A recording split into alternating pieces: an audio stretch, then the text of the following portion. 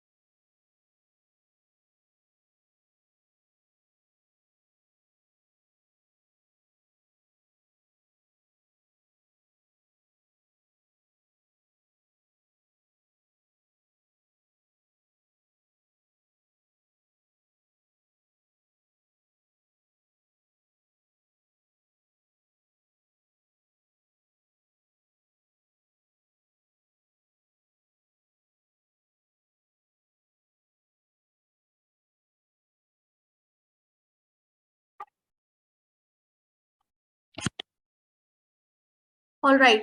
So hello everyone. A very good evening to all of you. I hope आप सभी कोई बहुत अच्छे हैं, सेफ हैं, अपने घरों में सुरक्षित हैं और हेल्दी हैं. So my name is Dolphy. I'm a part of regional marketing team. So आज जो है जैसे कि हमने ऑलरेडी 3rd of Feb को ये शुरू किया था that every Friday हम जो है एक आवरली डोज ऑफ न्यूट्रिशन का सेशन करेंगे. एंड आज भी फ्राइडे है 7 o'clock राइट. हम लोग अभी फिर से आज जो है हमारा आज बहुत ही स्पेसिफिक एक टॉपिक को लेकर के आपके सामने हम आए हैं जो है mental wellbeing.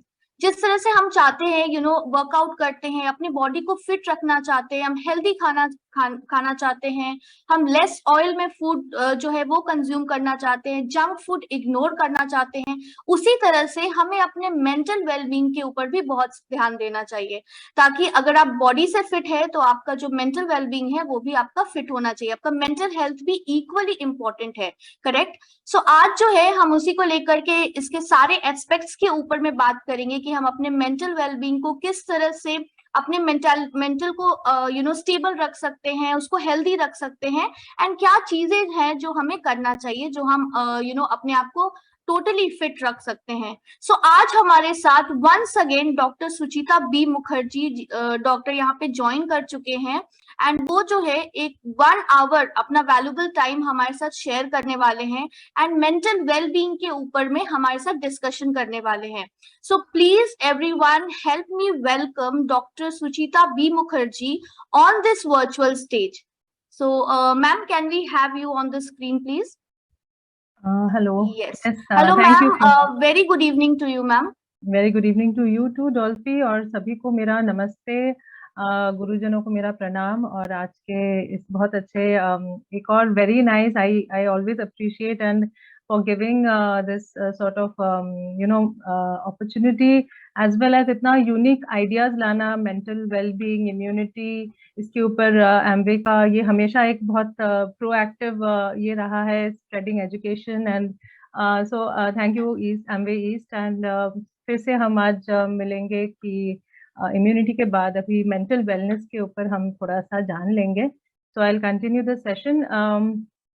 I would request one thing, आप सभी अगर अपने वीडियोस थोड़ा बंद कर सकेंगे तो स्लाइड्स देखने में नेटवर्क का इश्यू इतना नहीं आएगा। अगर किसी को नेटवर्क का इश्यू आ रहा है तो हमारे आपके वीडियोस बंद कर दीजिए, तो आपका थोड़ा सा वो डेटा इस पे काम करेगा और आप स्लाइड्स देख पाओगे। तो अभी मेंटल वेलनेस के ऊपर थोड़ा सा अगर जानना है तो सबसे पहले ये मानस स्वास्थ्य है, इसे सत्वावजय चिकित्सा भी कहते हैं।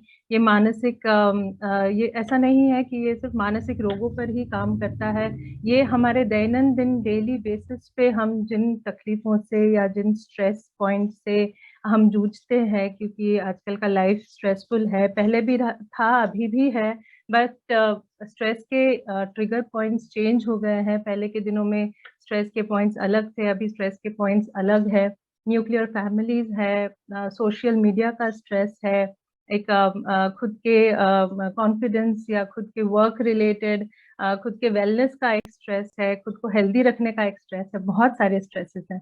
तो इससे क्या होता है, थोड़ा सा हमारे माइंड के ऊपर ज्यादा प्रेशर पड़ता है। अगर ऐसा हो रहा है तो फिर हमें ये भी जानना चाहिए कि हमारा मन क्या है, मन की उत्पत्ति कहाँ से है। तो मैं थोड़ा सा थियोरी इसके बारे में शेयर करना चाहती हूँ, क्योंकि कितना भी आप प्रैक्टिकल कर लीजिए, थोड़ा सा अगर शरीर और मन का कनेक्शन जानेंगे तो बेटर समझने में, आपको बेटर ये इम्बाइब करने में और यूज करने में हेल्पफुल होगा। तो मना स्वास्थ्य के लिए जानना जरूरी है कि हमारा जो शरीर है ये बना है, मना बना है सत्व, रज और तमस से। जैसे हमने इम्यूनिटी के सेशन में भी देखा था कि मना के 3 एंटिटीज है, या सत्व गुण है, और रजस और तमस ये मन के दोष हैं। तो इसके बारे में और भी चर्चा करेंगे। शरीर जो है हमारा वायु पित्त कफ से बना हुआ है, आप सभी इतने सारे सेशंस कर चुके हैं।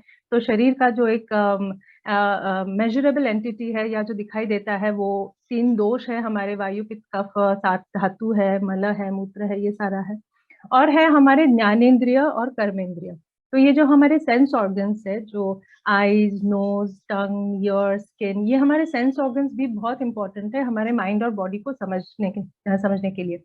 तो इसमें एक छोटा सा एक पॉइंट में सबसे पहले शेयर करूं कि ये ओरिजिन जो होता है, जो हमारी जो गर्भाशय में जो गर्भ की उत्पत्ति होती है, तो ये माता का जो डिंब है, पिता का जो शुक्राणु है या स्पर्म है, स्पर्म सेल है, इनका जब कॉन्जुगेशन होता है तो इनमें माता पिता दोनों के मन, आत्मा, उनके जेनेटिक लोड, वो सारा वो एक सेल के अंदर पूरा भरा हुआ पैक्ड एक डेटाबेस रहता है, जो कंजुगेट होता है, उसमें प्रवेश होता है आत्मा का।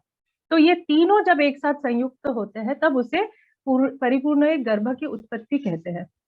तो ये जब गर्भ माता के गर्भाशय में जब 9 महीनों तक ठीक से उसका पालन पोषण होता है, तो उसका जो आत्मा और उसका जो शरीर डेवलप हो रहा है, इसका बहुत इम्पोर्टेंट एक इफेक्ट उस गर्भ के ऊपर, उसके भविष्य में उसकी मानसिक और शारीरिक स्वास्थ्य के ऊपर बहुत सारा पहले से ही बहुत सारा इफेक्ट हो चुका रहता है। जब वो डिलीवरी होने के बाद जब इस प्रकृति में या इस एनवायरनमेंट में पैदा होता है, तो ये बहुत इंपॉर्टेंट है ये भी जानना कि healthy baby is very important for a healthy balanced life and a healthy balanced body and mind. तो अभी इसमें क्या है, जो आत्मा है, जो आत्मा का पॉइंट है, वो बहुत जरूरी है जानना, क्योंकि आत्मा एक एनर्जी है, एनर्जी हमेशा वाइब्रेशंस में काम करती है। तो ये आत्मा जब प्रवेश करता है, या हमारे शरीर में जो आत्मा है, ये हमारे शरीर में वाइब्रेशंस लाती है। अभी ये वाइब्रेशंस जो आते हैं, ये बहुत क्योंकि इसमें कर्म का थोड़ा सा है, इसमें पास्ट लाइफ का कुछ है, तो ये सारा लेके ये जो आत्मा के जो वाइब्रेशंस आते हैं, ये मन के थ्रू हमारे बॉडी पे प्रकट होते हैं। तो इस पे काफी चर्चा विमर्श हो सकता है, बट थोड़ा सा ये है कि मन जो है, ये हमारे शरीर और आत्मा के बीच का एक इंटरफेस है। हमारे शरीर से जो भी इम्पल्सेस आते हैं, वो मन के थ्रू हमारे आत्मा तक पहुंचते हैं। ये इम्पल्सेस हम लोग कहते हैं भाव। तो ये भाव या इमोशंस या इम्पल्सेस या वेवलेंथ या फ्रीक्वेंसीज जो है, ये आत्मा से मन के द्वारा शरीर पे आते हैं। शरीर से या बाहर बाहर के एनवायरनमेंट से शरीर को जो इम्पेटस मिल रहा है, जो भी इंफॉर्मेशन मिल रहा है, इनपुट मिल रहा है, डेटा मिल रहा है, ये शरीर प्रोसेस करता है मन तक, और मन उसे प्रोसेस करके जितना आता है वो आत्मा तक जाता है, जिसे सबकॉन्शियस कहते हैं।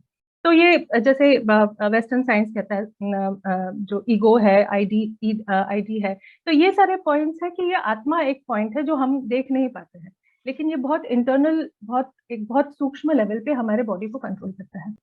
ये आत्मा का एक थोड़ा सा अगर आप जान लेते हैं, तो इससे कहीं ना कहीं एक पॉइंट रहता है कि कुछ चीजें हमारे कंट्रोल के बाहर रहती है, लेकिन जो मन है और शरीर है, इन फैक्टर्स को हम लोग जरूर कंट्रोल कर सकते हैं। अब ये 5 सेंसेस जो मैंने बताया, 5 सेंसेस जो बताया, स्किन है, आईज है, नोज है, या घ्राणेन्द्रिय है जिससे हम ब्रीथ करते हैं या स्मेल करते हैं, या उसका, तो ये हर सेंस का, हर सेंस ऑर्गन का खुद का एक मेमोरी है, उनकी खुद की एक इंटेलिजेंस है। बचपन में खाया हुआ माँ के या नानी के हाथ के बनाए हुए लड्डू का टेस्ट अभी भी हमें याद रहता है, या बचपन में किसी ने मारा होगा तो उसका हमारे स्किन के ऊपर जो लगा था वो हमें अभी भी याद है, कि टीचर ने जैसे रूलर से मारा था। मुझे तो फिलहाल याद है कि एक बार टीचर ने मुझे स्केल से मारा था मेरे हाथ पे। तो मुझे वो जो मेमोरी है, ये हमारे सभी में है, कि अगर बच्चों को जैसे सिखाया जाता है safe touch, good touch, bad touch, तो कई बार कैसे सिचुएशंस में हम लोग ऐसे बचपन में या बड़े होकर भी कुछ सिचुएशंस फेस करते हैं जिसमें एनवायरनमेंट आपको अनसेफ लगता है, तो आपके स्किन के ऊपर रोंगटे खड़े हो जाते हैं, आपका बॉडी फ्लैश हो जाता है, या आपको पुरानी कोई स्मृति याद आ जाती है। तो इससे ये क्या दिखाता है कि आपके जो हर सेंस ऑर्गन है, इसका खुद का एक मेमोरी पावर है, उसकी खुद की एक बुद्धि है, खुद का एक इंटेलिजेंस है, जो आपके मन से कंट्रोल किया जाता है और जिसका इन्फ्लुएंस आपके मन के ऊपर आता है। तो ये मन वो मेमोरीज को लेकर आपके बॉडी को कंट्रोल, आपके बॉडी को चलाता है, और या आपका बॉडी जो चल रहा है, ये इन फैक्टर्स के ऊपर डिपेंड करता है।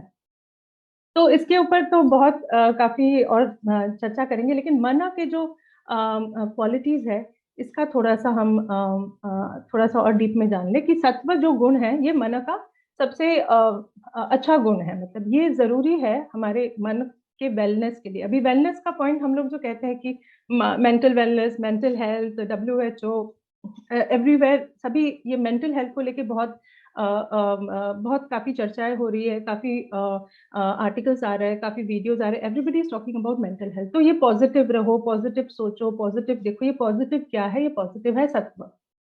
ये पॉजिटिव ऐसा नहीं है कि कोई गलत काम हो रहा है या गलत टाइम से जा रहे हो लेकिन आप बहुत पॉजिटिव हमेशा सोचने की कोशिश करो, ये वो पॉजिटिव नहीं है।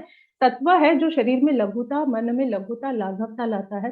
सत्व गुण प्रधान जब होता है, जब मन का सत्व गुण प्रबल हो जाता है, या उसका क्वालिटेटिव क्वांटिटेटिवली वो एनहांस्ड रहता है, उसका परसेंटेज ज्यादा रहता है, तो शरीर में थोड़ा सा स्पिरिचुअलिटी का एक ग्रोथ आता है, परोपकारी का भाव आता है, दूसरे के लिए भला करना। सोच में एक चेंज आता है जो नेगेटिव की तरफ नहीं जाता, न्यूट्रल, स्टेडी, काम, फोकस, ये सारे सत्व के गुण हैं। इसके साथ सत्व का गुण है हमेशा अवेयरनेस, मतलब जो सिचुएशन है या जो करंट सिचुएशन है, जो मोमेंट में रहना है, जिस मुहूर्त में है हम, उसके ऊपर वो सत्व ज्यादा फोकस रखता है। जो सत्व गुण प्रबल रहते हैं वो हर मोमेंट में उनका फोकस, उनका अलर्टनेस काफी हाई रहता है। तो ये सत्व गुण प्रबल होने से क्या होता है कि बाकी का जो सारा आसपास का जो भी चल रहा है उसको हम लोग इग्नोर कर सकते हैं, और जो नेसेसरी है उसके ऊपर फोकस कर सकते हैं। तो इससे मेंटल वेलबींग काफी एनहांस्ड हो जाती है, क्योंकि पुरानी यादें, पुरानी बातें, पुराना दिन भर का किया हुआ ऑफिस में इंटरेक्शन, या सोशल मीडिया पे कुछ देखा होगा, या जितने सारे स्ट्रेसेस या बच्चे का एग्जाम का जो भी है, ये सारा निकाल के अगर हम फोकस कर सकते हैं, ये सत्व गुण प्रबल होने से ये मेंटल हेल्थ, मेंटल वेलबींग में ये एक बूस्ट लाता है। दूसरा जो है वो गुण नहीं है, वो रजस है। तो रजस क्या होता है? रजोगुण जो है ये शरीर में आपके या मन का जो एक्टिविटी है उसे दिखाता है। तो इसमें है आपका जो उत्साह है, या आगे जाकर कोई काम करना, जो इंटरेस्ट लेके कुछ काम करना, कोई एक्टिविटी करना, कहीं पे मूवमेंट करना, मन में जो प्रफुल्लितता या उत्साह जो आता है, ये रजस गुण की वजह से आता है। अब ये रजस गुण थोड़ा सा वात पित्त के हिसाब से चलता है। तो ये रजस गुण, जब ये तीनों भी गुण हमारे मन में है, सत्व है, रज है, तम है, लेकिन ये रजस गुण जो है ये है आपके शरीर और मन का जो एक्टिविटी है वो दिखाता है। लेकिन जब ये ज्यादा over a point of time ज्यादा बढ़ जाता है, हाइपर एक्टिविटी हो जाता है, तो बच्चों में एडीएचडी दिखता है, या फिर बड़े होकर ये ममत्व आ जाता है, इगोइज्म आ जाता है कि मैं, मेरा, मेरा सब कुछ, मेरा फैमिली, मेरा घर, मेरा पैसा। तो ये जब आता है तो ये दिखाई देता है कि वो रजस गुण उनका एक्टिव हो गया है या हाइपर हो गया है, और या सत्व गुण के परसेंटेज को ओवरलैप कर गया है। तो इससे hypertension, stress related problems, insomnia, वात और पित्त दोष के बढ़ जाने की वजह से hyper acidity, indigestion, irritable bowel syndrome, ये सारे प्रॉब्लम्स थोड़े से रजस गुण बढ़ जाने से भी होते हैं। अभी तमस क्या है? तमस है जो शरीर को या मन को, एक्चुअली मन का गुण है, तो ये तमस है जो मन को स्थिरता देता है, थोड़ा सा उसको एक हैवीनेस देता है, ग्राउंडेडनेस देता है, धैर्य देता है। तो तमस भी जरूरी है। जैसे रात को हम सोते हैं तो तमगुण का तब प्रबलत्व रहता है, क्योंकि रात को जब सोते हैं तब तमगुण की जरूरत है, और रजस गुण तब कम हो जाता है, तमगुण का प्रवेश हो जाता है। मतलब हमारा ज्ञान जो है वो थोड़ा सा शैडो के नीचे आ जाता है, या जैसे सूर्य के ऊपर मेघ का आवरण आ जाता है वैसा हो जाता है। लेकिन जब ये प्रबल हो जाता है, गलत आहार विहार से, गलत सोच की वजह से तमस गुण जब प्रबल हो जाता है, तब जाके डिप्रेशन, आलस्य, ओबेसिटी, बहुत ज्यादा मेदस्वी हो जाना, किसी चीज के प्रति उत्साह ना रहना, किसी ज्ञान के प्रति, किसी चीज, नए चीज को, नए आइडिया के प्रति कोई उत्साह ना रहना, तो ये जो है, ये सारा अवसाद, डिप्रेशन, ये सारा तमस गुण प्रबल हो जाने की वजह से दिखाई देता है।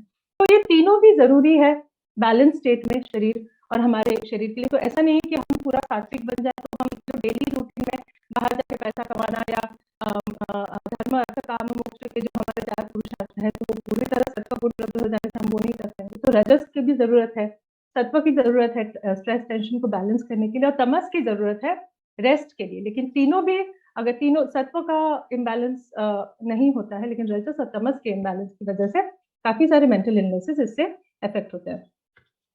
तो हेल्दी माइंड, शॉर्ट में थोड़ा सा सत्व रज तम के बारे में बताया है। अभी हेल्दी माइंड के लिए क्या क्या नेसेसरी है? हेल्दी माइंड के लिए नेसेसरी एक बैलेंस्ड मन। आपका थोड़ा सा सत्व बैलेंस कैसे करना है हम लोग देखेंगे बाद में, किस तरह से सत्व को बैलेंस करते हैं, रजस को बैलेंस करते हैं, तम को बैलेंस करते हैं। बैलेंस्ड सेंसरी ऑर्गन्स, क्योंकि ये आज का मैं सबसे, क्योंकि ये बहुत vast, mental wellbeing is a huge, बहुत वास्ट टॉपिक है। लेकिन एक छोटा सा पॉइंट आज के लिए अगर आप सब कैरी फॉरवर्ड कर सकते हो, कि आपके जो सेंसरी ऑर्गन्स है, आपकी आंखें हैं, नाक है, जिह्वा है, कर्न है, और सबसे बड़ा सेंसरी ऑर्गन जो है स्किन, इसके हेल्थ को अगर हम मेंटेन कर सकते हैं तो हमारे माइंड के ऊपर बहुत पॉजिटिव इफेक्ट हम देख पाएंगे। क्योंकि ये जो स्किन है, ये सबसे ज्यादा कौन से दोष का प्रबल स्थान है? अगर आपने पहले के सेशंस किए होंगे तो आपको पता होगा कि ये वायु दोष का प्रबल स्थान है।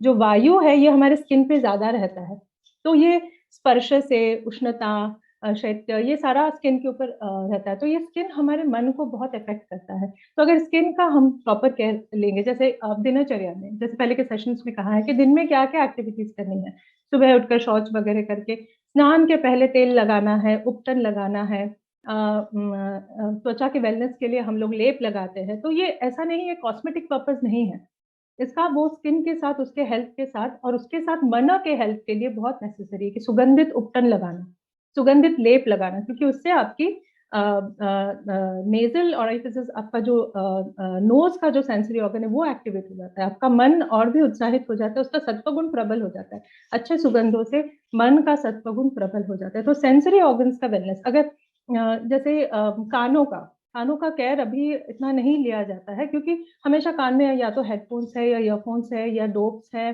दौड़ते वक्त भी कानों में कुछ डाल के, खाना पकाते वक्त भी कानों में कुछ डाल के खाना पकाना। तो ये सब क्या हो रहा है? अति योग हो रहा है। किसी भी सेंस ऑर्गन का, किसी भी ऑर्गन का जब हीन योग होता है या उसका बहुत यूज ही नहीं होता, या अति योग होता है जिसका बहुत ज्यादा यूज होता है, या मिथ्या योग होता है जो गलत तरह का यूज है, अगर कान में कॉन्स्टेंटली ब्लेयरिंग म्यूजिक, बहुत जोर का म्यूजिक अगर चलाते रहे, तो over a span of time आपके मन के ऊपर उसका बहुत गलत इफेक्ट पड़ेगा। और अगर आप कॉन्स्टेंटली अंधकार में रहे, अंधेरे में काम करते रहे, आपके आंखों का हीन मिथ्या योग होगा, क्योंकि अंधेरे में अगर आप काम कर रहे हो तो आपकी आंखों पे स्ट्रेन आ रहा है, तो उसका जो सेंसरी फंक्शन है, उसकी जो बुद्धि और स्मृति है, उसमें इम्बैलेंस आ रहा है, तो आपके मन के ऊपर इफेक्ट हो रहा है। अगर आप गलत चीजें खाते रहो, अगर आप डेंटल ओरल हाइजीन फॉलो ना करो, तो ओरल हाइजीन के लिए जैसे ऑयल पुलिंग है या त्रिफला का काढ़ा करके गंडूश है, जो दिनचर्या में हम लोगों ने पहले भी इसे शेयर किया हुआ है कि हेल्थ, डेंटल हेल्थ कैसे मेंटेन कर सकते, तो इन सब के लिए अगर आप ओरल हेल्थ को मेंटेन ना करो, तो वहां पे भी जाके आपकी जो टेस्ट बड्स है, आपका सलाइवा है, अच्छा खाना खाने पे आपको सलाइवेशन होता है, अचार के बारे में जब सोचते हैं तो मुंह से हल्का लालास्त्राव होता है, तो वो क्या होता है, क्योंकि आपके जिह्वा का जो मेमोरी है वो एक्टिव हो गया है। तो ये सारा अगर हम लोग मेंटेन करते हैं, अगर डेली बेसिस पे इन्हें मेंटेन करते हैं, तो सेंसरी ऑर्गन्स को, तो आपके मन के ऊपर एक बहुत पॉजिटिव इफेक्ट आता है। इससे क्या होता है, बाहर के जब आइडियाज हमें आते रहती है, ऐसा तो है नहीं कि हम कहीं पे किसी मंदिर में जाके बैठ गए हैं, वहीं पे हमें जीवन जतन करना है, वहीं पे तो हमें इस एनवायरनमेंट में रहना है, सोसाइटी में रहना है, इसमें हमारा जो कार्य है वो करते रहना है। तो ये जो डिफिकल्टीज आएंगे इन्हें फेस करते रहना है, तो ये जो नए नए आइडियाज आते हैं ऑन डेली बेसिस, कुछ नया नया आता है कि आज कुछ नया खाना पकाए, आज एक नया प्रोजेक्ट करें, कल वहाँ पे टीम मीट है, कल उसका एग्जाम है, तो जनरल बेसिस पे कह रहे हैं कि आज बच्चों के लिए जो है कि एग्जामिनेशन है, कॉम्पिटिटिव वर्ल्ड है, तो ये नए आइडियाज जो आते रहते हैं, इनका जो शरीर के थ्रू मन के ऊपर इफेक्ट आता है, तो आपकी सेंस ऑर्गन्स के हेल्थ से और थोड़ा सा मानसिक स्वास्थ्य का, थोड़ा सा सचपरज का बैलेंस करने से ये हेल्दी माइंड अचीव करना बहुत ईजी है। और इससे जब आपका माइंड हेल्दी है, तो आपके माइंड से जो वाइब्रेशंस आ रहे हैं, आत्मा से माइंड की जो वाइब्रेशंस आ रहे हैं, तो माइंड का जो बुद्धि और स्मृति, ये दो भाग होते हैं, ये जो इंटेलिजेंस है और जो मेमोरी है, ये बहुत इंपॉर्टेंट पार्ट है। तो इसका एक ही साथ तो सब बोला नहीं जा सकता, लेकिन इंटेलिजेंस और मेमोरी, माइंड का जब बैलेंस रहता है, या माइंड इंटेलिजेंस और मेमोरी दोनों को बैलेंस कर सकती है, तब जाके वो इफेक्ट जो हम एक्शंस लेते हैं कर्मेंद्रियों के माध्यम से, हाथों के माध्यम से, बोली के माध्यम से, चलने के माध्यम से, रिप्रोडक्टिव ऑर्गन्स के माध्यम से, तो उसका एक बैलेंस आउटफॉल रहता है।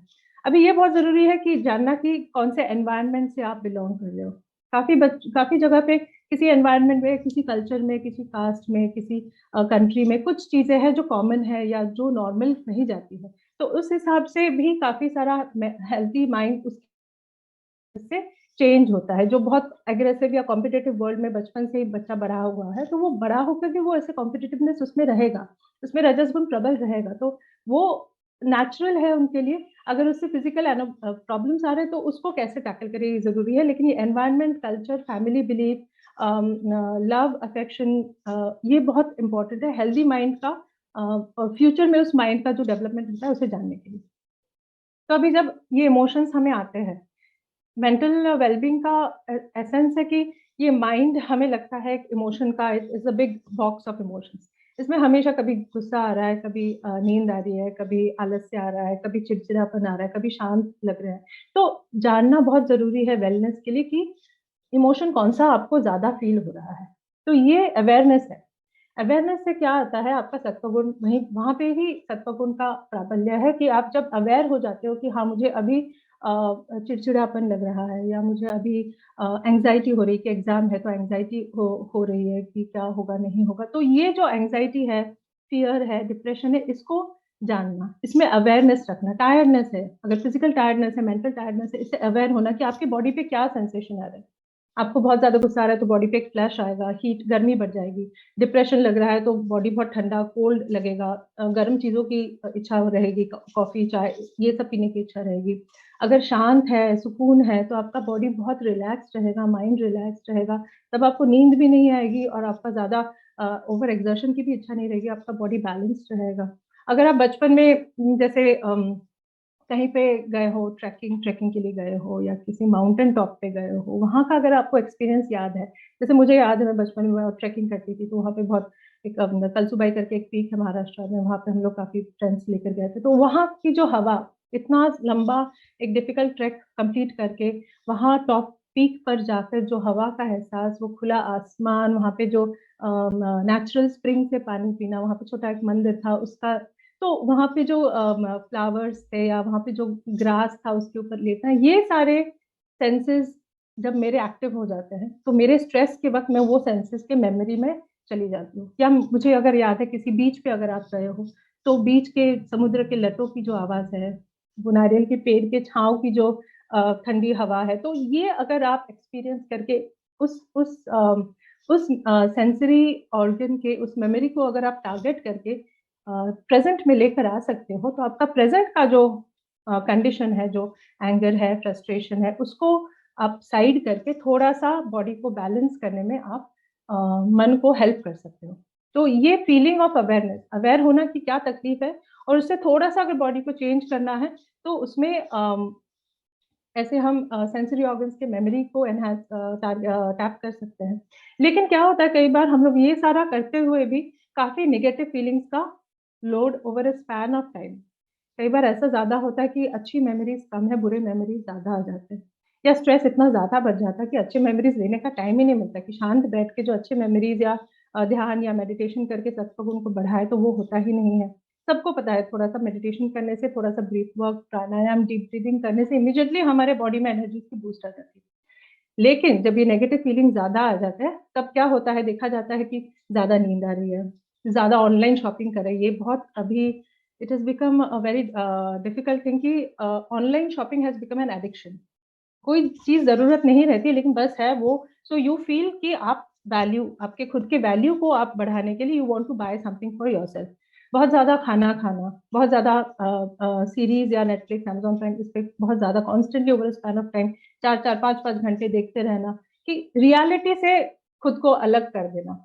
बहुत ज्यादा गेमिंग, ऐसे काफी केसेस है जहाँ पे हमने भी देखा है, बहुत कैंडी क्रश एंड डॉक्टर्स के, ये हमें रिसर्च पेपर से भी, न्यूज पेपर से भी, क्राइम के परसेंटेज से भी समझ में आ रहा है कितना ज्यादा मेंटली ओवरवर्क, मेंटल स्ट्रेस, और ये कितना इंपॉर्टेंट पॉइंट है देखना कि addiction, gaming addiction, shopping addiction, बहुत ज्यादा वर्कaholic हो जाना, कि काम ही इतना ज्यादा है कि घर पे आके बच्चे और बीवी के साथ या बात करना, या थोड़ा सा ऑफिस का काम ऑफिस में रख के घर के लिए थोड़ा सा सोचना, escaping reality is what happens जब ये ओवर अ पॉइंट ओवरलोड हो जाता है। एंड इट इज नेचुरल, ऐसा नहीं है कि ये होना नहीं चाहिए तो उसके लिए स्ट्रेस ले, लेकिन ये अवेयर हो जाना कि अगर ऐसा है तो हम उसके लिए थोड़ा सा कोई उपाय कर सकते हैं क्या, उसके लिए कोई एक ऑप्शन सोचते हैं क्या, ये अवेयरनेस बहुत जरूरी है मेंटल वेलबींग के लिए। अगर ऐसा है कंडीशन तो आप कुछ कुछ चीजें हैं जो कर सकते हैं। ऑर्गेनाइज कर सकते हो, टेबल ऑर्गेनाइज कर दिया, बहुत दिनों का क्लटर पड़ा हुआ है, क्लोजेट ऑर्गेनाइज कर दिया, कपड़े यहाँ वहाँ फेंके हुए, इसे ऑर्गेनाइज।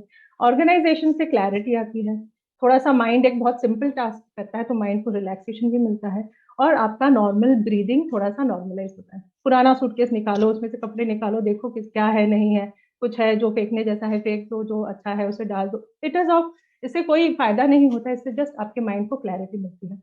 अगर आपको क्रिएटिविटी कुछ पसंद है तो आप पेंटिंग कर लो, बच्चों के साथ बैठ के, जैसे मैं मंडला आर्ट या फिर ड्राइंग, क्रेयॉन लेके बस स्क्रिबल करना या स्केच पेन लेके स्क्रिबल करना बच्चों के साथ, इससे हेल्प होता है। क्रिएटिव म्यूजिक, गाना गा लीजिए, कुकिंग कर लीजिए, थोड़ा सा गार्डनिंग कर लीजिए। गार्डनिंग इज एक्सट्रीमली बेनिफिशियल, क्योंकि जब मिट्टी के साथ, क्योंकि हमारा शरीर ये पांचभौतिक है, पृथ्वी, आप, तेज, वायु, आकाश, मतलब अर्थ, फायर, वाटर, एयर, स्पेस, ये सारे एलिमेंट्स से हमारा शरीर बना हुआ है।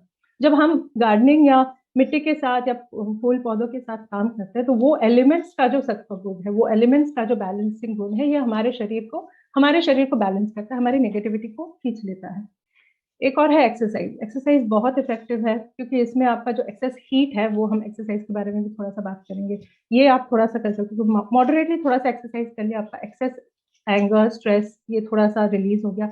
एक्सेसिव नहीं करना है, एक्सरसाइज एक्सेसिव नहीं करना है, योगा एक्सेसिव नहीं करना है, योगा, जुम्बा, ये एक साथ कॉम्बाइन करके बहुत ज्यादा नहीं करना है, थोड़ा सा इन इन मॉडरेट प्रोपोर्शन।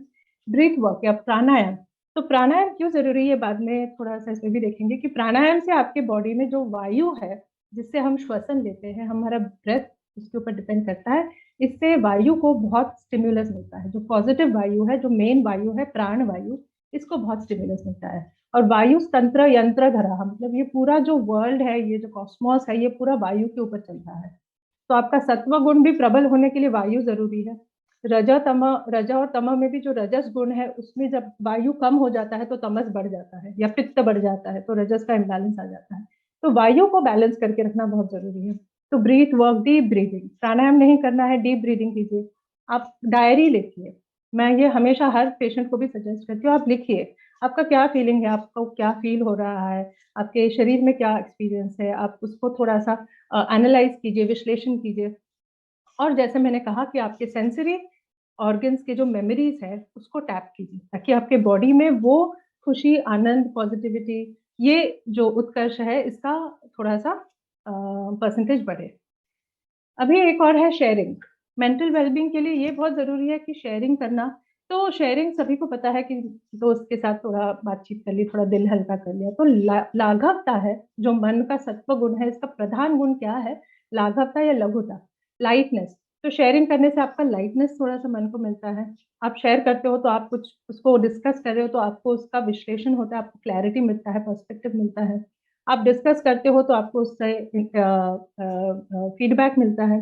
और इसके बाद भी अगर फिर भी आपका जो कंडीशन है, जैसे काफी सिचुएशंस में जब क्रॉनिक पेशेंट्स घर पे रहते हैं, क्रॉनिक पेशेंट्स का जो देखभाल किया जाता है, उनकी जो केयर गिवर्स है, फैमिली है, जो घर में उनके माँ बहन जो बच्चे हैं, वो क्रॉनिक पेशेंट्स का जैसे अल्जाइमर्स है, डिमेंशिया है, उनको हमेशा 24/7 केयर लगता है। लेकिन ये जो जो फैमिली है या जो सपोर्ट सिस्टम है, उनको बहुत जरूरत रहती है किसी साइकोलॉजिस्ट की या काउंसलर की, ताकि वो अपना लोड अनलोड कर पाए। तो यहाँ पे ये शेयरिंग करना बहुत जरूरी हो जाता है। तो ये शेयरिंग करना, एक्सपर्ट हेल्प लेना, इसको ये एक्सेप्ट करना कि थोड़ा हेल्प लेने से मेरा लाइफ सुधर जाएगा।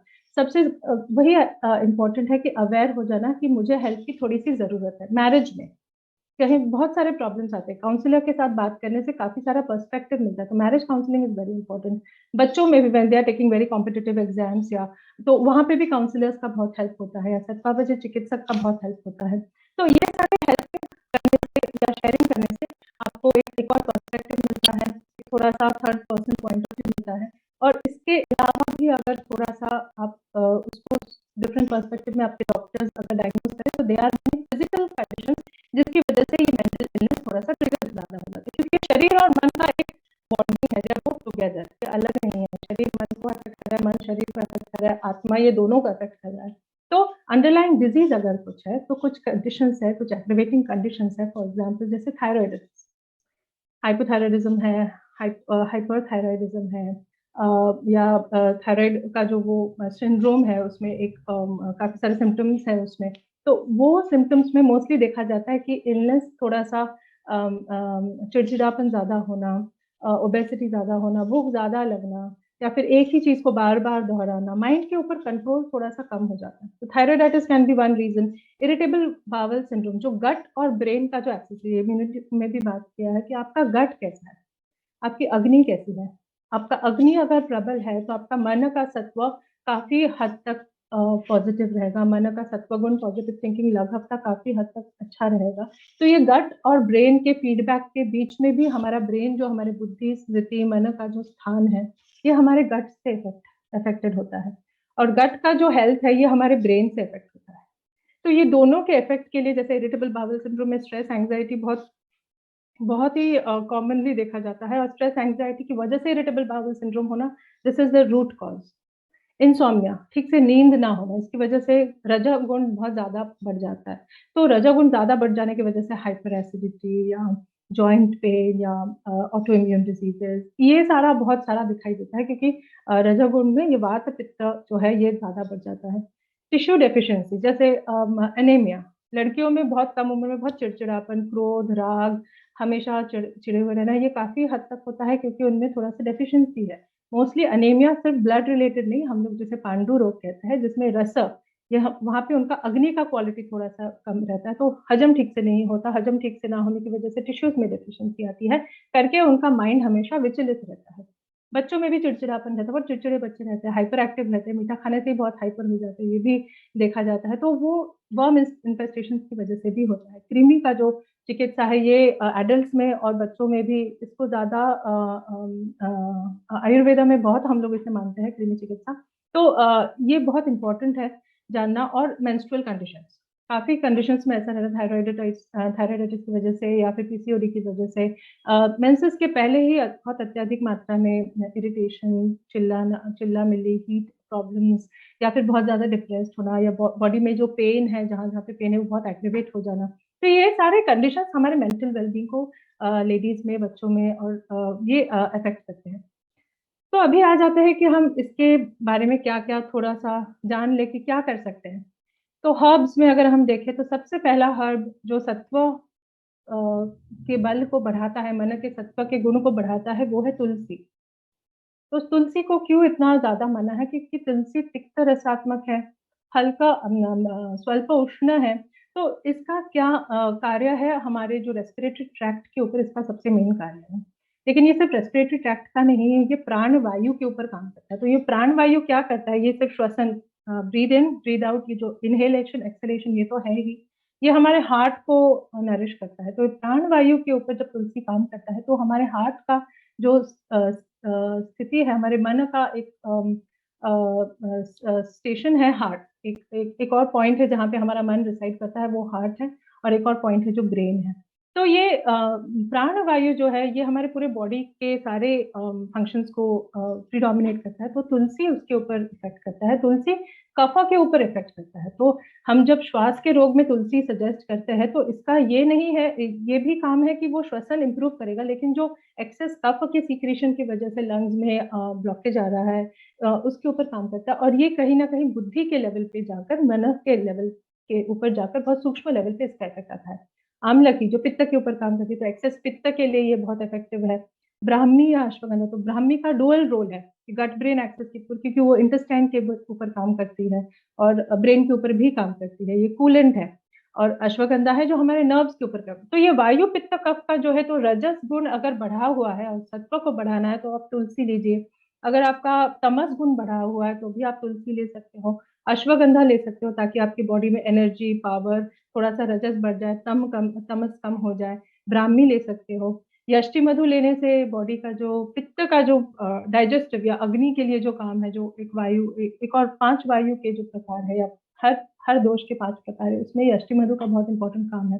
और सबसे इंपॉर्टेंट है त्रिफला, जो अधोगत जो भी हमारे वायु का जो कार्य है, जो अपान वायु कहते हैं। तो अपान वायु हमारे बॉडी में से प्रॉपर एक्सक्रीशन एक्टिविटी कराता है।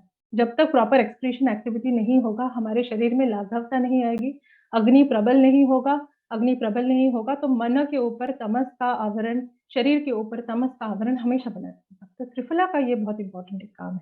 अभी योगा में अगर देखें तो हम योगा का सिर्फ मैंने योगा ही लिखा है, क्योंकि ये रजस और तमस के हम लोग आसनास के पॉइंट ऑफ व्यू से थोड़ा सा बात करेंगे। लेकिन जो योग अष्टांग योग है, यम, नियम, आसन, प्राणायाम, प्रत्याहार, धारणा, ध्यान, फिर समाधि। तो ये यम और नियम, ये जो इनिशियल पार्ट है, आप लोग थोड़ा जिन्हें इंटरेस्ट है, थोड़ा यम और नियम के ऊपर थोड़ा और अगर पढ़ लेते हैं, देख लेते हैं, तो इससे आपको समझ में आएगा कि बॉडी आपको कैसे चलाना है, आपको लाइफ कैसे जीना है। उसके बाद आपको आसना करके, प्राणायाम करके आपका तत्व का गुण कैसे बढ़ाना है। तो अगर आप योगा करते हो, अगर आसनास करते हो, और अपने स्ट्रेस, एंग्जाइटी, पित्त के ज्यादा तकलीफें हैं, तो आपको थोड़ा सा धीरे करना है। जो भी आसनास आप कर रहे हो, आपको उसे होल्ड करना है, एटलीस्ट 10 काउंट्स, धीरे धीरे 20 काउंट्स, फिर 1 मिनट, 1.5 मिनट्स। तो इस तरह से आपको आसनास करें ताकि आपकी बॉडी में वो एक्सेस हीट थोड़ा सा रिड्यूस हो जाए, आपका वायु थोड़ा सा शांत हो जाए। शीतली प्राणायाम है, नाड़ी शुद्धि प्राणायाम है, इनसे थोड़ा सा रजस के ऊपर कंट्रोल आ सकता है। तमस क्या है, हैवी हो जाता है शरीर, तो इसके लिए एक्टिव या डायनामिक योगासना ज्यादा करने हैं, जिसमें ज्यादा, जैसे सूर्य नमस्कार है, तो जब रजस बढ़ा हुआ रहता है तब सूर्य नमस्कार करने से दिक्कत ज्यादा बढ़ जाती है। लेकिन जब तमस बढ़ा रहता है तब सूर्य नमस्कार करने से वो तमस का गुण कम हो जाता है, रजस का गुण बढ़ता है, सत्व का गुण बढ़ता है। तो इस तरह से बॉडी टू बॉडी कॉन्स्टिट्यूशन, पुरुषम पुरुषम विक्षय, हर इंडिविजुअल अलग है, उसकी रिक्वायरमेंट्स अलग है, उसके बॉडी माइंड का एंटिटी स्टेटस अलग है। तो उस हिसाब से चेंज करना या मॉडिफाई करना बहुत जरूरी है। अभी food, the most important part of our day is food, one of the most important part. तो फूड के हिसाब से अगर हम देखें तो बहुत जरूरी है कि लाघवता लाने के लिए, जैसे इम्यूनिटी में भी हमने कहा कि लंघन या लाघवता लाने के लिए फास्टिंग। तो ऐसा नहीं है कि आप किसी एक फैड डाइट के हिसाब से फास्टिंग कीजिए, बट हल्का खाना दिन में एक बार खाना या हफ्ते में एक दिन पूरा हल्का खाना। कल महाशिवरात्रि है तो ऐसे ही काफी जन उपवास करेंगे, लेकिन साबूदाने का खिचड़ी बादाम डाल के नहीं खाना है, क्योंकि उससे शरीर बहुत हैवी हो जाता है। वो बहुत हैवी है, डाइजेशन में बहुत हैवी है। तो आप भगर लीजिए, आप फ्रूट्स लीजिए, आप दही या छाछ लीजिए, आप मट्ठा बना के लीजिए, ये सारे आप दिन भर में लीजिए। और जितना शरीर को हल्का रखेंगे उतना वो जो शरीर में जो सत्व गुण है, जो हमारे बाहर एनवायरनमेंट से भी हमारे शरीर में आकर्षित होता है, तो लाघवता रहेगा, तभी ये पॉजिटिव सात्विक जो एनर्जीज है हमारे बॉडी में वेलकम हो जाएंगी, या हमारा बॉडी उसे एक्सेप्ट कर पाएगा। फूड में और थोड़ा है कि रजस गुण जब बढ़ जाता है तो उनको क्या बढ़ाते हैं, ज्यादा गार्लिक का सेवन करना, सॉल्ट को मिर्ची से या फिर कटु रस से भी ज्यादा उष्ण माना है, तो सॉल्ट इज एक्सट्रीमली हीटिंग, ज्यादा सॉल्ट का सेवन करना, इसीलिए हाइपरटेंशन में हम लोग उसे ना करते हैं कि वो खून को बहुत ज्यादा गर्म कर देता है। चिलीज का सेवन करना, कॉफी का सेवन करना, ये रजस गुण को ज्यादा बढ़ा देता है, जिससे हाइपर एक्टिविटी, स्ट्रेस, एंग्जाइटी, पित्त की तकलीफें बढ़ जाती हैं। तमस कब बढ़ता है, जब मैदा, मीठा, पैकेज की हुई चीजें, अल्कोहल की चीजें, क्रिस्प, ये सारा ज्यादा, चिप्स, फ्राइज, ये जितने सारे हैवी मैदा वाली चीजें हैं वो सब ज्यादा सेवन करने से तमस का गुण बढ़ता है, शरीर में ओबेसिटी आता है, क्लॉगिंग आता है, हार्ट के प्रॉब्लम्स आते हैं, डिप्रेशन आता है। तो ये फूड का बहुत इंपॉर्टेंट एक आइडिया है। थोड़ा सा आपको छोटे से सेशन में जस्ट आइडिया देने के लिए कुछ पॉइंट्स लिखे हैं। फाइनल स्लाइड है कि जो भी है, जो सिचुएशन है उसमें आपको, जैसे ये इसमें एक पिक्चर में देखा मैंने कि we live only once, Snoopy बहुत फेमस कार्टून एक है, तो उसमें वो लड़का अपने डॉग से कहता है कि हम तो एक ही बार जीते हैं, लेकिन वो जो पपी है या उनका पेट है वो कहता है कि हम मरते हैं एक बार, लेकिन जीते हैं हम रोज। ये बहुत एक पॉजिटिव, तो ये पॉजिटिव थिंकिंग को हम कैसे देखें कि we are alive every day, सूरज का उदय हो रहा है, सूरज का अस्त हो रहा है, हमें हमारा दैनंदिन कार्य करने का एक और चांस मिल रहा है। और मैं एक फाइनल ऐड करूंगी कि हम हर मुहूर्त में जीते हैं। तो ये मेंटल वेलबींग का जो है, हर मुहूर्त में अवेयरनेस रखना, हमारे गतिविधियों पे कोशिश करना, अगर माइंड विचलित होता है तो उसे फिर से अवेयरनेस पे लेकर आना कि कौन सा कंडीशन है। अवेयरनेस, अलर्टनेस को अगर हम लोग वेलकम करते हैं, अगर हैबिट बना लेते हैं, तो इससे हमारा स्वास्थ्य, हम एक और स्टेप फर्दर जा सकते हैं in mental, physical wellbeing and health. So thank you for today's session. I think we'll go over to the questions. Yes, thank you so much, ma'am. It was a wonderful presentation and बहुत सारे ऐसे points आपने बताए जो day to day activities में हम knowingly unknowingly वो सारी चीजें भी करते हैं, and I think the people will agree to this. So thank you so much. It was very wonderful. And yes, अगर आपकी कोई भी questions है, आप अपने questions जो है वो chat box में लिख सकते हैं. We will be taking questions जो आज जो हमने discussion किया है उसके ऊपर में, यहाँ पे अभी हम कोई भी product related question नहीं लेंगे. So आप जो है okay ma'am, can you give a reference of any book जो इस ये में लोग पढ़ सकते हैं about mental wellbeing? Yes ma'am. एक जो मुझे काफी हेल्प किया था, monk who sold his Ferrari, so that was something that I read. And मैं ज्यादा बुक्स नहीं रीड करती हूँ about about these things, but शास्त्रोक्त जो है, आप योगा के ऊपर अगर पढ़ते हो, हठ योग प्रदीपिका या उसके जो टीकाकार है उसके ऊपर आप धीरे धीरे थोड़ा सा हल्की तरह से स्टार्ट करते हो, तो उससे it is a long process. वही मैं कह रही थी कि इट इज किसी एक किताब पढ़ने से आपको मेंटल वेलबींग का पता चलेगा, ऐसा नहीं है। 12 साल के प्रैक्टिस में भी मुझे लगता है कि मुझे कुछ भी नहीं पता है, क्योंकि ये बहुत, it is like a vast ocean. तो आपको धीरे धीरे आपके लिए क्या सूटेबल है, आपका कौन से तरफ, मेंटल हेल्थ के कौन से एस्पेक्ट की तरफ, खुद के एस्पेक्ट की तरफ, आप कितना उसके लिए स्पिरिचुअलिटी की तरफ जाना चाहते हो या आप मानसिक वेलनेस की तरफ जाना चाहते हो, आपको एक्सप्लोर करना पड़ेगा। It's a vast ocean. आप जाइए, किताब खरीदिए, वीडियोस देखिए, टॉक टू एक्सपीरियंस पीपल, किताबें खरीदिए जो मार्केट में 50 साल तक रही है।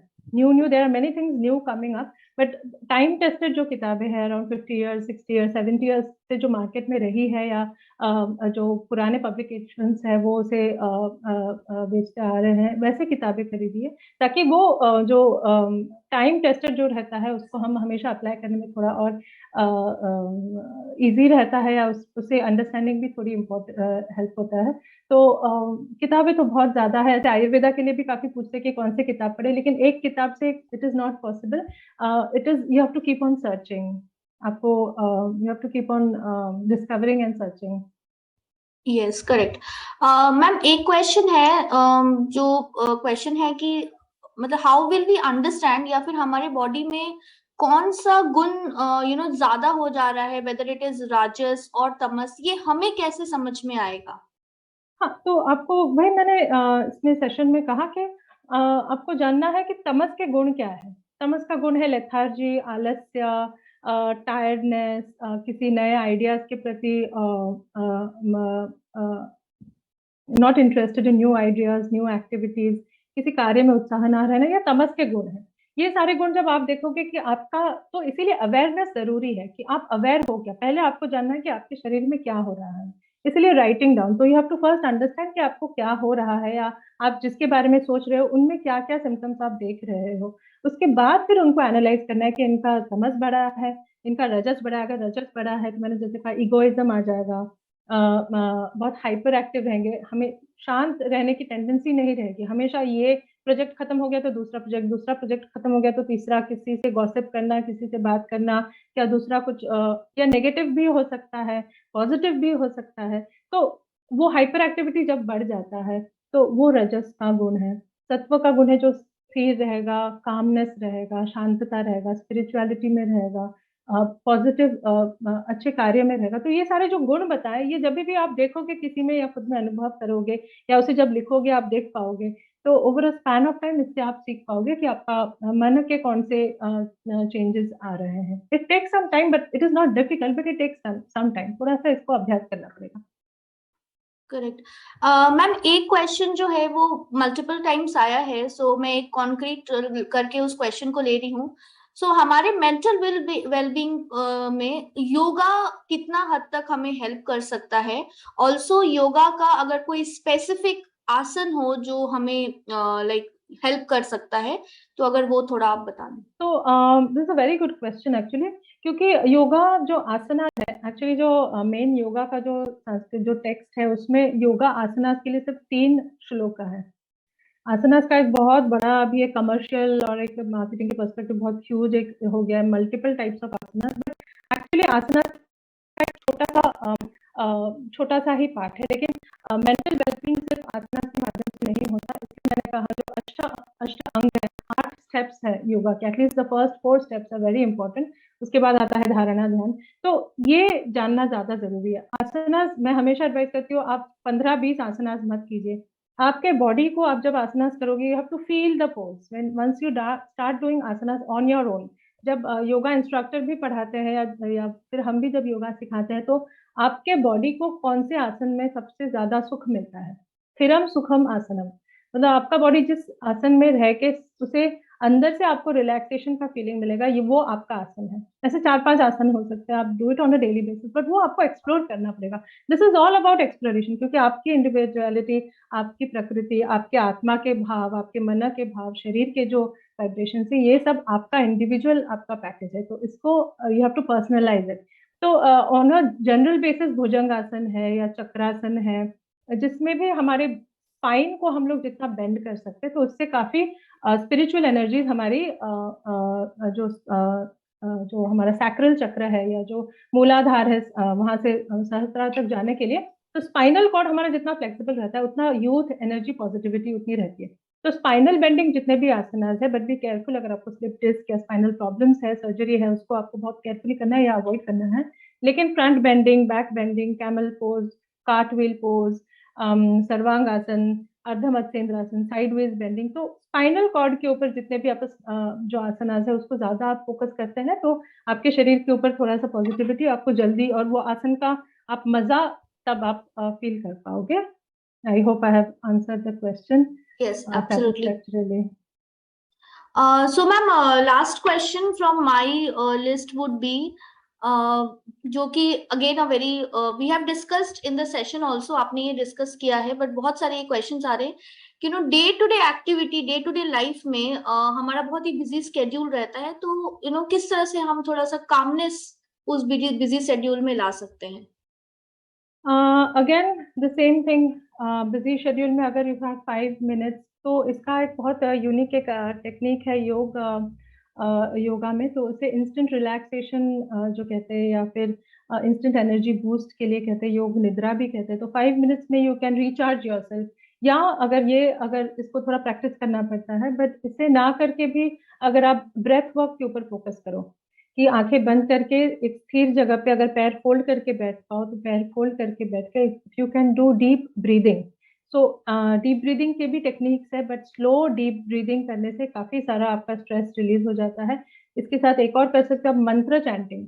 जो भी आपका रिलीजियस मंत्र है, या जो भी आपको से आनंद मिलता है, उस मंत्र के चैंटिंग से भी आपके मन के वाइब्रेशंस काफी स्टेडी हो जाते हैं, और मंत्र के जो प्रभाव रहते हैं या पॉजिटिव इफेक्ट्स रहते हैं, वो आपके बॉडी पे दिखाई देते हैं।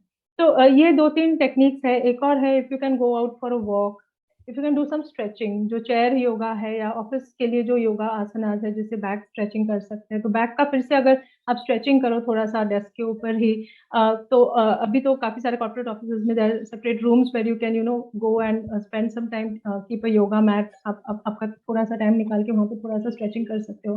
तो ये सारे एक्टिविटीज से थोड़ा बहुत आपको, थोड़ा नहीं काफी हद तक आपको एक पॉजिटिव बूस्ट मिलता है, आपके एनर्जीज में बूस्ट मिलता है, टायर्डनेस थोड़ा कम हो जाता है, अलर्टनेस इंप्रूव होता है, तो आपके वर्क लाइफ पे थोड़ा सा और इसका एक अच्छा इफेक्ट आता है। There is a question here, Dolphy, that can Yes. asthma patient get benefited from Tulsi?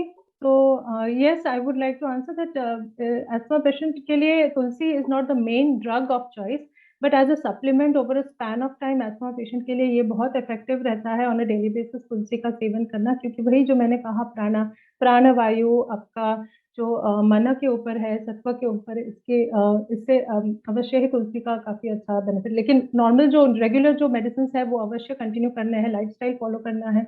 और यहाँ पे जो सब मैंने कहा है कि योगा से होता है या फूड से होता है, हर्ब से होता है, ये अवश्य याद रखें कि आपका लाइफस्टाइल आपको ठीक करना है। आपको सुबह उठना है, एक्सरसाइज करना है, टाइम पे खाना है, हेल्दी फूड लेना है, इस तरह से आपको फॉलो करना है। उसके साथ ये करना है ताकि आपका माइंड और बॉडी बैलेंस का प्रोपोर्शन ठीक रहे। Okay. So ma'am, I have taken all the questions from my end. Any questions if you see and would you like to take, you can go ahead. Or No, else this was the one that I thought maybe. There is okay. another one for awareness slide. So feeling to awareness slide was just where आपको feel करना है, आपको awareness लाना है, alertness लाना है, और कुछ नहीं है। जो भी आपके emotions है, वो आपको सिर्फ feel करना है, या फिर जो आपके अच्छे जो positive emotions है, उसको आपको tap करके फिर से उसे रीफील करना है या रीलिव करना है, ताकि उससे आपका एनर्जी बूस्ट हो और मेंटल बैलेंस रखने में आपको हेल्प मिले। ओके। सो द क्वेश्चंस जो आपने प्रोडक्ट रिलेटेड पूछे हैं, डेफिनेटली हम जो रेगुलर सेशंस करते हैं उसमें ये सारे क्वेश्चंस हम डेफिनेटली एडर करेंगे, आपके सारे क्वेश्चंस का हम आंसर करेंगे।